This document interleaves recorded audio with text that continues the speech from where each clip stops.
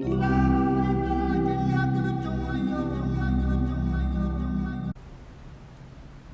to SIPA Conference 2008. I have with me a young dynamic individual, Pankur Agrawal. He's a professional, he's an engineer, analog engineer to be precise, with Intel Corporation. He's a very dedicated volunteer for different organizations, but this year he's given his time and resources to make SIPAcon a successful one. Pankur, welcome. It's good to be here. Let's talk about your role for the SIPA conference. This year I'm the Director Alliance, meaning we have a lot of organizations in the Bay Area, and then my role is to get to them, make sure we get our marketing teams out to those organizations and get them to attend SIPAcon to market all the events, all the panels that we have to those alliance organizations. That was my role precisely. Also I do volunteer management for SIPA. What was the motivation for you to come and volunteer for SIPA? So it's always been my passion to work at organizations, get things done, and then SIPA is actually a very good platform for me to express my abilities, to develop my skills, and be a part of a very small but efficient team to get a big technology events and bring them out in the Bay Area. So when I first came to SIPA 2 years back, there was a keynote by Azim Premji. I attended that and I saw that all these young professionals, they are actually organizing these events. I should actually go out of my workplace and do something like that, which will help me in my future plans. So that's why I came out and I joined SIPA as a volunteer first. You know, young professionals like you in the Valley are sometimes overwhelmed by the work. Then they have the social life. And they say, well, you know, if there's career enhancement, I'll get it from my work. Or I talk to my friends. They seldom get to know, or if they come to know, they don't want to get involved as much with these kinds of organizations. So I want you to share a bit of your experience, because you are very active socially, I know that. But still you take some time out to come here. So I just wanted to elaborate on that, you know, the takeaways for you by volunteering for these efforts. A couple of takeaways I would like to point out, specific things I quote when I talk about SIPA to anyone for that matter. You know, I say, when they say you have your social network, if you have time, work and get a promotion, work harder on your promotion, learn more technical skills, and then why to come to an organization like SIPA and do your time, which is volunteer and unpaid for. But the thing is, so networking is one of the big things, but sometimes it's overrated. People don't understand that when you have an idea in your mind, you actually need to have your network from way back. You can't just have an idea and say, oh, where's my network?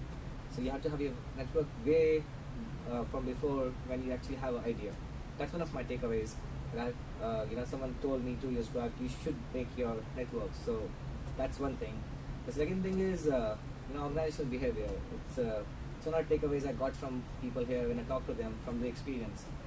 People react differently in different situations, and you get to actually see that in live environment in SIPA. You have professionals doing their own work, coming out and doing stuff here under various conditions. They have work pressure, they have family pressure, and they behave differently. You also see people who attend. You also see people who speak. It's all dynamic. It's really fun to see them. You learn a lot, and that's where most of my learnings have come from. And you grow as a person a lot more than you can grow anywhere, even in a B school or in your work environment. This is the place where things happen real time. That's one of the takeaways I have from SIPA. We've been talking to a lot of speakers throughout the day, and we're getting their perspective.